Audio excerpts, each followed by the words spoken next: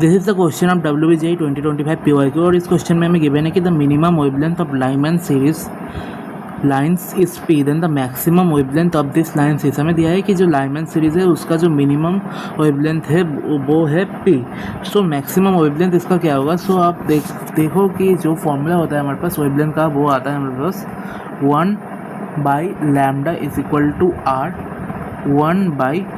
आप देखो कि मिनिमम वेवलेंथ ऑफ लाइमैन दिया है, सो 1/, हम लिखते हैं कि n1 square minus n2 square. सो n1 का वैल्यू क्या है हमारे पास? यहाँ पे n1 का वैल्यू हमारे पास है लाइमैन मतलब 1 का स्क्वायर माइनस 1/n2 स्क्वायर, मतलब n1 का वैल्यू यहाँ पे है 1 हमारे पास। सो इसको अगर हम सिंप्लीफाई करते हैं तो 1/λ का वैल्यू आएगा हमारे पास r 1 माइनस 1/n2 का स्क्वायर। ये ऐसा बन जाएगा हमारे पास 1/λ का वैल्यू। तो यहाँ से हमें लैम्डा का वैल्यू निकालना होगा।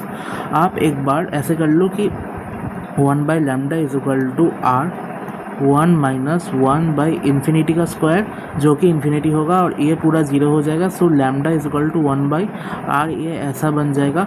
और एक बार आप इस n2 के जगह 2 पुट कर दो, क्योंकि हमें निकालना है मैक्सिमम, क्योंकि मिनिमम दिया हुआ है, सो हमें निकालना है मैक्सिमम।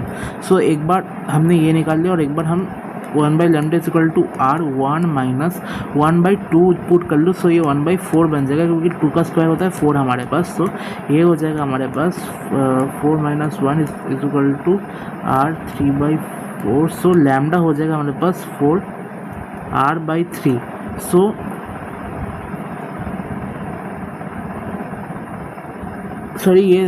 लैम्डा हो जाएगा हमारे पास 4/3r, 4r/3 नहीं, ये हो जाएगा हमारे पास, सॉरी ये क्या हो गया।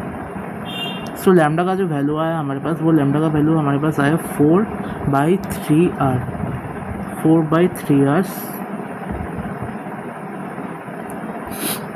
सो यहाँ से आप देख सकते हो कि लैम्डा का एक वैल्यू ये आया और लैम्डा का दूसरा वैल्यू ये आया। So this will be